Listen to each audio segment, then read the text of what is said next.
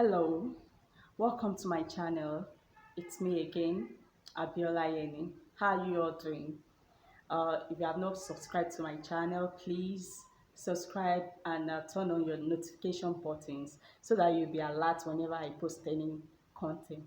So today we will be talking about things we must have discussed with our partner before you say I do. Things you must have agreed on before you say I do on the altar, before you walk down the aisle. So today I'll be talking about a few things, and these things is not as if they are all. There are numerous things that we need to have settled, numerous things that we need to have discussed with our partner before we walk down the aisle. And today I'll be listing few of them, and I will want us to discuss it together.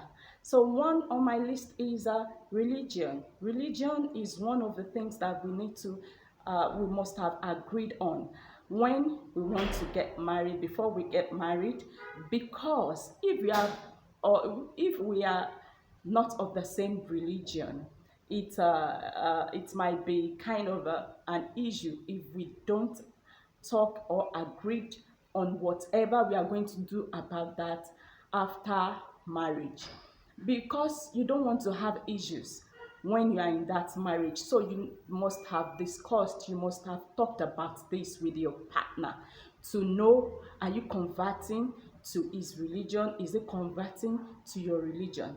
I am talking about this for the benefit of those that are not of the same religion. So I have a story around that as well. I have a different background. My husband have a different background too. When we first met, when we were just still friends, when we were just still boyfriend and girlfriend, but later on, we were not even together anymore when I converted to another religion, which happens to be his own. And later on in life, when we met again, it was so easy for us to carry on and to talk about marriage without having so much headache about religion. Religion can be a thing in a relationship if it is not well discussed or well agreed on, because therapists, marriage therapists or marriage counselors always say couples that has the same religion, it's a lot easier.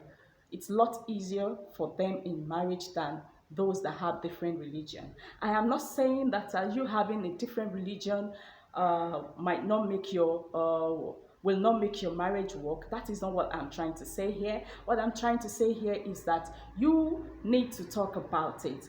You need to agree on it, especially if your religion is different. If your background is different, you need to talk about it so that there will be no issue, there will be no difficulties around that in the later in marriage, that I wanted to go to church, he's not allowing me. I wanted to go to mosque, he's not allowing me. Or she's not coming with me to church, she's not coming with me to mosque.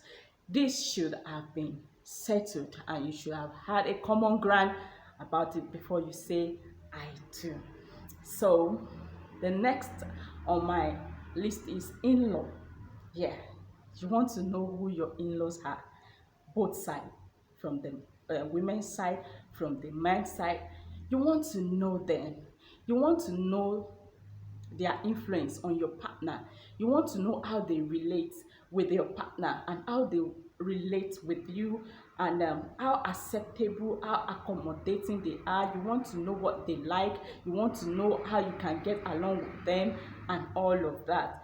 This is so much more. A lot of people will say, I don't care. Oh, is their son I want to marry, or is their daughter that I'm marrying? No, especially in this part of the world, in Africa, we respect our parents, we respect our family so much that we want to carry them along into our life with our partner. Marriage shouldn't say we should neglect our parents, we should neglect our family or our relations. You just have to know who the relations of your partners are, who the relation your wife to be or husband to be, how they do things, how you can work with them, how you can do things with them, so that there will be no issue in future, because you don't want to go into a family where you're not welcomed, where you will not be respected, where they will not love you, where they will be giving you issue, headache. You don't want to be one of those people that will come online and be saying my mother-in-law this, my father-in-law that. No, you need to have settled that. You need to have and know how you want to go about that before you walk down the aisle. You need to have if you are having difficulties with them, or whatever issues that you are having with them, you want to make sure that you have settled that before you marry their son or before you marry their daughter. So relations or in-laws are very, very, very important. So next thing on my list is finance. Finance is major. Finance is very important. You want to talk about finance with your partner. Yes. You want to open up with your partner. It is just the best to open up with your partner. Let your partner know what your income is. There is nothing to hide. If you are going to marry this person, there is nothing to hide from him, there is nothing to hide from her. Oh, this is my monthly income. Oh, this is my weekly income. If you're a business person, you're an entrepreneur, or you're an office person, this is what I earn monthly. This is what I make weekly or daily in my business. I don't think there is anything to hide in that. Oh, so this is your business. So what is your own personal, what is your own salary out of your business? If your business is has grown enough to pay you your salary, this is my salary from my business. So if you have declared that, it shows, and it means that it's not everything that we are going to be consuming. Everything is not meant for consumption. We have a salary from this side, and if you are going to merge it together, oh, this is our monthly income all together, and we are going to split it. This goes to rent, this goes to that. You want to disclose your finance. You want to know how you will be spending the money that is coming into the family in marriage. It's so important, and it's not something that we should neglect. Don't pretend to have what you don't have, and don't hide what you have and say you don't have. A reasonable partner will not want to misuse fund, will not want to mismanage fund. So there should be an agreement on what to be doing with finance in marriage. So all of this should have been pre-discussed before marriage. Oh, this is what I earn. Oh, this is what I earn. This percentage goes to our rent. This goes to our feeding. This goes to this, that, that. This goes to family and all of that. I do hear a lot of women saying that he takes care of his own family without taking care of mine. All these things should have been something that we discuss. Oh, 30% of our income goes to our family, and we share it equally, or we agree on how to share it. Maybe, oh, my own family are a lot comfortable than his own family or our own family, so maybe we give 20% to the family that is not lot comfortable, and the 10% to the family that is not comfortable, so that they will see our hand in this part of the world, we say, so that they will see our hand. They will know that we are taking care of them too. So all of this, we need to have discussed it. We need to have talk about it and all of that. So the next on my list will be kids. So a lot of people think kids, you don't need to talk about that. We don't need to discuss that as they come now, and what we need to talk about it. Do we even want to have kids? Your partner has the right to say, do I even want to have kids? Do we even want to have? If your partner does not want to have kids, you need to know before you walk down the aisle. If you are somebody that wants kids, and you're dating somebody that does not like kids, that doesn't want to have kids, so you need to talk and agree about that. If she's going to have kids or she doesn't want to have kids, if he wants to have kids or not. So an agreement should should have been reached about that.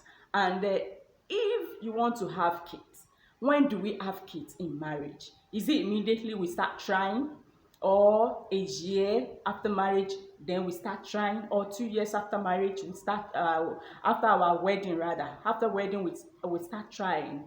um a lot of people that I know some people that they gave themselves 2 years, and after 2 years they started trying for kids because they want to settle, they want to get to know themselves, they want to enjoy their honeymoon very well, they want to bond, they want to they want to get to know themselves better before kids start coming in. Because once kids start coming in, they take 90 to 100% of your time, and it is until when they start running around, when they can take care of themselves, that you start getting breaks gradually. So you want to talk about kids. How many kids do we want to have? If you have when we talk about how many kids do you want to have, that can be a continuous discussion. We can revisit that as times, as economy goes on, and as our body permits. Because at times you might think that you are the type that want to have like 5 children.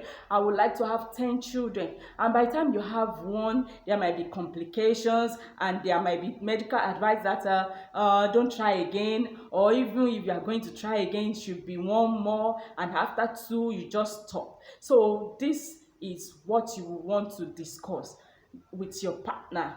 So I think all these ones I have mentioned, they are so important in our list to what we should discuss before we say I do. Thank you for watching. I'll be posting more content next, and I would love you to subscribe and turn on your notification buttons. Thank you.